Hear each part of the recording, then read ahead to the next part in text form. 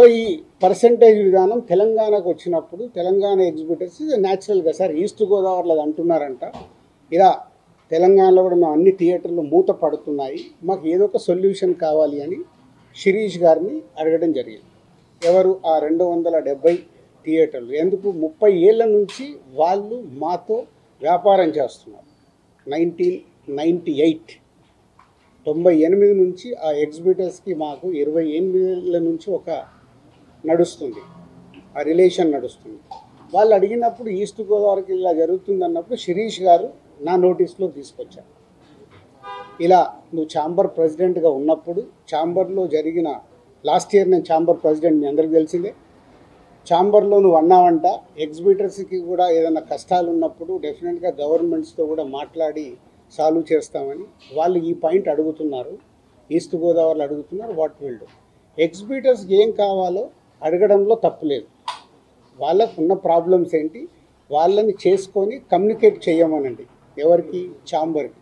ఛాంబర్కి communicate చేస్తే అప్పుడు chamber నుంచి ప్రొడ్యూసర్స్కి లేదా గవర్నమెంట్కి ఈ టాపిక్ వెళ్తుంది. బికాజ్ ఐఎమ్ ఎఫ్డీసీ చైర్మన్ కాబట్టి ఆ ఉద్దేశంలో వాళ్ళు ఈ రూట్లో రావడం జరిగింది. అది అయిపోయింది. సో నేను నా వెకేషన్ కోసం నేను హాలిడే వెళ్ళాను. వాళ్ళు మే 18 ఒక మీటింగ్ అనుకున్నారు ఎగ్జిబిటర్స్, ఏపీ తెలంగాణ ఎగ్జిబిటర్స్ అందరూ. ఆ రోజు ఆ మీటింగ్ అయిపోయే టయానికి నేను లాస్ట్కి ఒక 15 నిమిషాల గురించి వెళ్ళాను. సో మళ్ళీ అది మీ మీడియా మిత్రులకు కూడా చాలా అవసరం ఇది. ఎందుకంటే ఆ టాపిక్ June 1 థియేటర్లు బంద్ అనేది ఫస్ట్ వేసింది మీరు. లోపల జరిగింది ఏంటి, వాళ్ళు అడిగింది ఏంటి, మీకు క్లారిటీ లేదు. ఎవరో ఫోన్ ద్వారా చెప్పింది అది మట్టుకే మీరు మీ స్ట్రోలింగ్లు కానీ మీ బ్రేకింగ్ న్యూస్లు కానీ మీరేశారు. అంటే యాక్చువల్ లోపల ఏం జరిగింది, వాళ్ళు ఏం అడిగారు, వాళ్ళు ఛాంబర్కి ఏమి ఇచ్చారు, మీకు క్లారిటీ లేదు. వాళ్ళు అక్కడ నేను వెళ్ళి మాట్లాడిన తర్వాత సార్ మేము ఇలా అనుకుంటున్నాం, మాకు ఈ పర్సంటేజ్ విధానం కావాలి, ఈ రెంటార్ పర్సంటేజ్ అనేది ఉంది, ఆ కొన్ని సినిమాలకే 90% సినిమాలు మేము పర్సంటేజ్లో ఆడుతున్నాము, సో కొన్ని సినిమాలకి ఇలా ఉంది, మాకు కావాలి అని అడుగుతున్నాం. సరే, దాంట్లో వాళ్ళ పర్సంటేజ్ విధానంలో కూడా రాయొద్దు అని చెప్పా.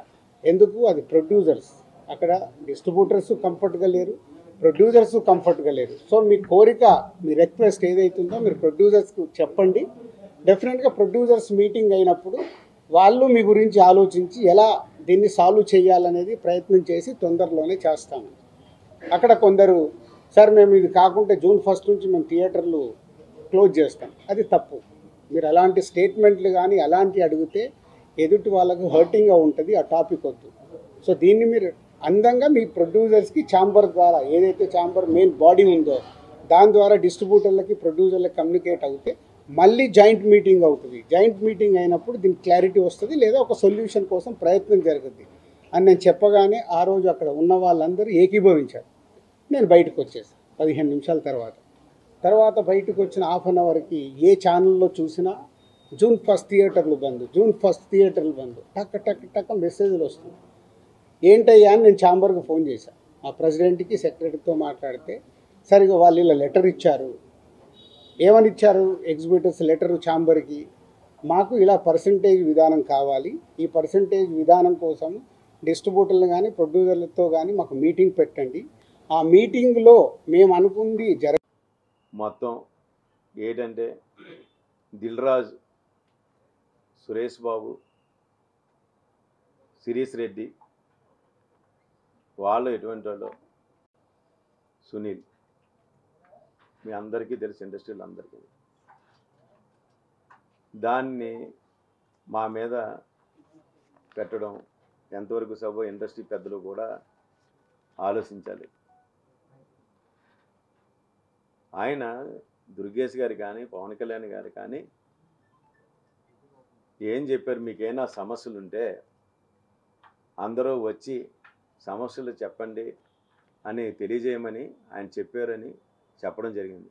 మీరు ఎప్పుడైనా సరే ఈ విషయం పవన్ కళ్యాణ్ గారు ఈ మాట అన్నారని ఛాంబర్లో అందరికీ మీటింగ్ పెట్టి అయినా చెప్పారా? మీ సమస్యలు అంటే తీసుకురమ్మన్నారు అని ఎప్పుడైనా చెప్పారా? అవి మాత్రం ఛాంబర్లో చెప్పడం లేదు. అంత సానుకూలంగా ఇండస్ట్రీకి సంబంధించిన వ్యక్తి,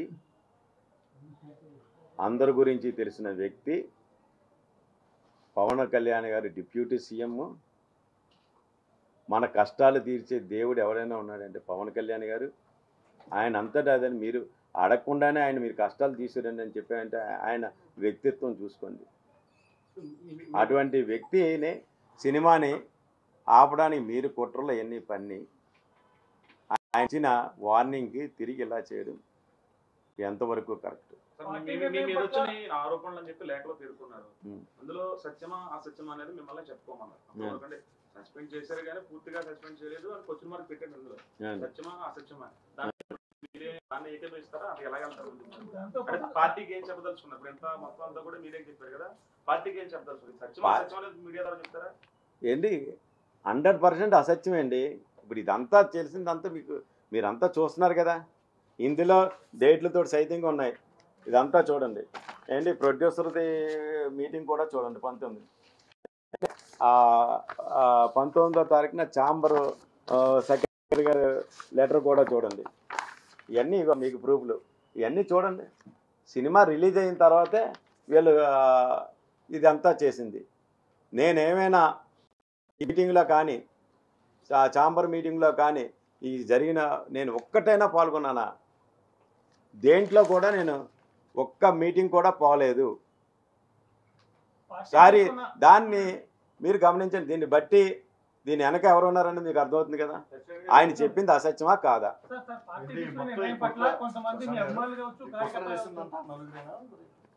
100% అండి. కుట్ర చేసింది అంటే మీకు అర్థమవుతుంది కదా. ఎప్పుడో మే నెల 21, 2024లో తీసుకున్న నిర్ణయాన్ని అది ఇలా సినిమాలు ఉన్నాయని ఆ నిర్ణయాన్ని తొంగలో తొక్కేసి ఈరోజు పెద్ద సినిమాలు ఉన్నాయని జూన్ 1 నుంచి అమలు చేయడానికి వీళ్ళు ఎంత కుట్రలు పన్నారో మీకు అర్థమవుతుందా? చూడండి. మాటలు ఆన్ ద రికార్డు చూడండి. బొందని పెట్టింది అతను. ఆ స్క్రోలింగ్ చేసినప్పుడేమో ఈ సోకాల్ సురేష్ బాబు కానీ, దిల్ రాజు గారు కానీ, సునీల్ కానీ ఎవరన్నా ఖండించారా? ఎవరు ఖండించలేదు కదా.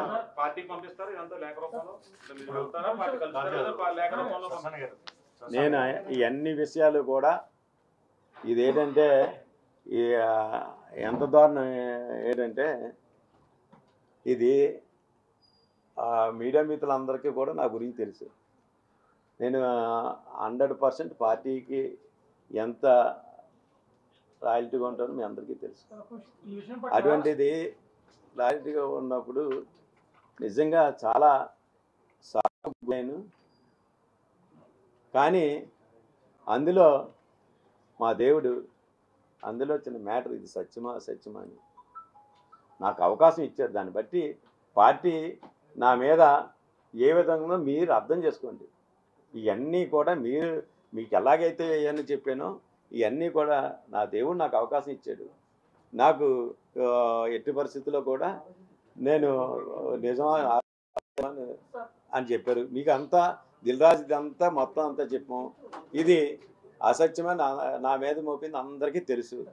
అది దీన్ని ఇవన్నీ కూడా మీరందరూ ఎలాగా తీసుకెళ్తారు, నేను పర్సనల్గా మొత్తం ఏం జరిగింది ఏంటని మొత్తం అంతా కూడా నేను పార్టీ ఆఫీస్కి తెలియజేస్తాను.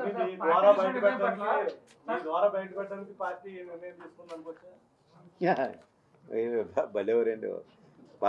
అలా కాదు, పార్టీ నిర్ణయం అన్నది పార్టీ నిర్ణయం ఒకసారి గమనించండి. నీతి నిజాయితీకి మారిపోయారు జనసేన పార్టీ పవన్ కళ్యాణ్ గారు. తను అసలు అతను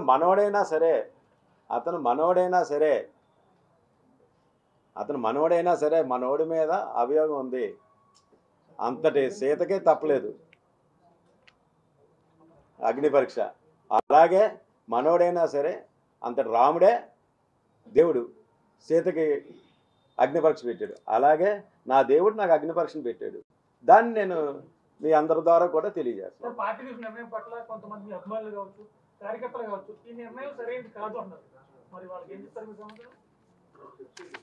ఏంటి అలా కాదండి, ఇప్పుడే ఏంటి పార్టీ కార్యకర్తలు కానీ అందరికీ పార్టీ పెద్దలకు కానీ నాకున్న నిజంగా మీరు చెప్పింది కరెక్ట్.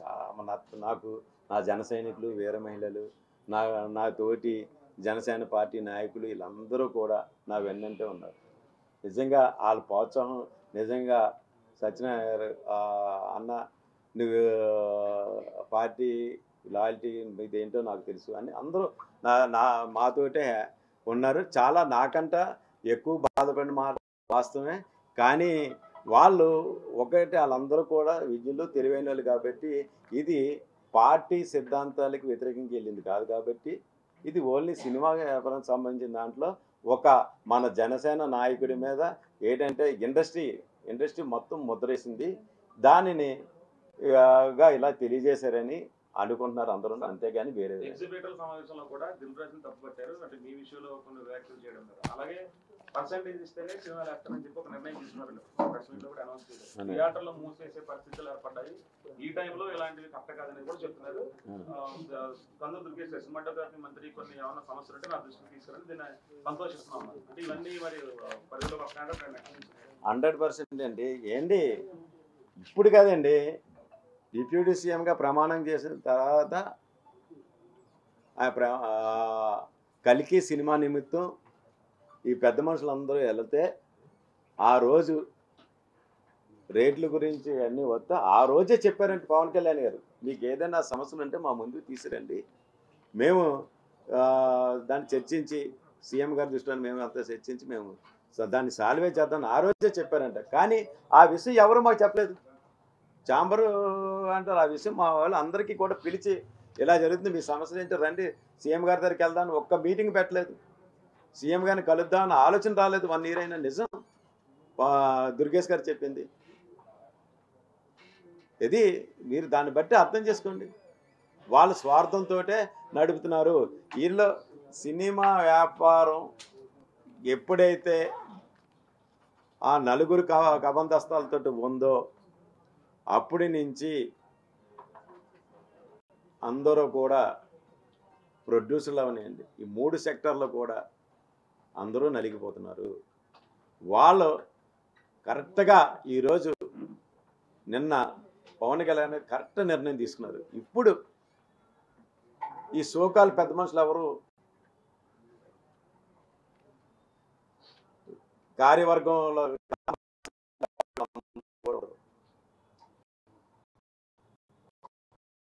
కార్యవర్గం సమస్యలతో సాంప్రదాయాన్ని రావడం నిజంగా చాలా స్వాగతించవలసిన విషయం. అందువల్ల అందరూ కలిసి ఆ ఛాంబర్ ప్రెసిడెంట్ ద్వారా ఛాంబర్ కార్యవర్గం ద్వారా వాళ్ళు రమ్మన్నారు. అన్ని సమస్యలు కూడా వాళ్ళ ద్వారా తెలియజేస్తారు.